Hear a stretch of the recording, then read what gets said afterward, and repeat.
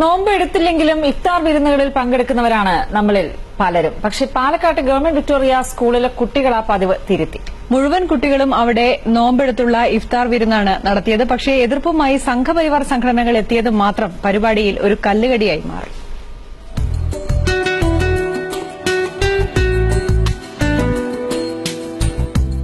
Chittur government Victoria girls സ്കൂളിലെ higher secondary ക്ലാസ്സിൽ എത്ര പേർക്ക് നോമ്പുണ്ടെന്ന് വെറുതെ ഒന്ന് ചോദിച്ചതാണ്. ആദ്യമായിട്ട് നോമ്പെടുക്കണവരാണോ? എന്താ തോന്നുന്നേപ്പോ? വെറുതെ നോമ്പെടുത്തതല്ല, കൃത്യമായ ലക്ഷ്യങ്ങളുണ്ട്. എല്ലാ റിലീജിയനും ഒരേപോലെ കൺസിഡർ ചെയ്യുന്നതുകൊണ്ട് ഞങ്ങൾ സ്കൂളിലെ എല്ലാ ഹിന്ദു മുസ്ലിം അങ്ങനെ വ്യത്യാസമൊന്നും ഇല്ലാതെ എല്ലാ ആഘോഷങ്ങളും എല്ലാവരും ആഘോഷിക്കാൻ വേണ്ടി. പിന്നെ ഒരു റിലീജിയന്റെ ബേസിലല്ലാതെ വിശന്നിരിക്കുന്ന കുറെ കുട്ടികൾ നമ്മൾ ഏത് സമയം ഭക്ഷണം കഴിച്ച് ഞങ്ങൾക്ക് മിക്കവാറും എപ്പോഴും വേസ്റ്റ് ചെയ്ത് മാറ്റിവെക്കാറുണ്ട്.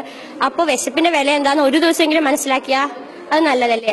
ഇഫ്താർ വിരുന്ന് മാത്രമല്ല, സർവ്വമത സമ്മേളനവും മൈലാഞ്ചിയിടലുമൊക്കെയായി കുട്ടികൾക്ക് ആവേശം വാനോളം. എല്ലാ റിലീജിയൻസും ഒന്നാണ് എന്നുള്ള ആ ഒരു ചിന്തയോടുകൂടി ഞങ്ങൾ ഇതിൽ ഇറങ്ങിയിരിക്കുകയാണ്. ഇപ്പോ ചെറുതായിട്ട് വിശപ്പൊക്കെ ഉണ്ട്, എന്നാലും സഹിക്കാൻ പറ്റുന്നുണ്ട്. അത് വളരെ വ്യത്യസ്തമായിട്ട് എക്സ്പീരിയൻസ് ആണ്.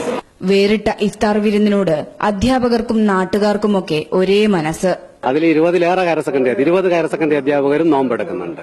അതുപോലെ കുട്ടികളോട് ഞങ്ങൾ അങ്ങനെ എത്ര കുട്ടികളാണ് നോമ്പെടുക്കുന്നത് എന്ന് ചോദിച്ചിട്ടില്ല. കാരണം ഞങ്ങൾ അങ്ങനെ തന്നെയാണ് പറഞ്ഞിരിക്കുന്നത്. പിന്തുണയുമായി മന്ത്രി കടകംപള്ളി സുരേന്ദ്രനും MLA K കൃഷ്ണൻകുട്ടിയും. ഉദ്ദേശത്തോടെ നടത്താനൊരുങ്ങിയ പരിപാടിക്ക് വർഗീയ നിറം കൊടുത്ത് എതിർപ്പുമായി ചിലരെത്തിയത് മാത്രമാണ് സംഘാടകരെ പ്രയാസപ്പെടുത്തിയത്. ഏഷ്യാനെറ്റ് ന്യൂസ്, പാലക്കാട്.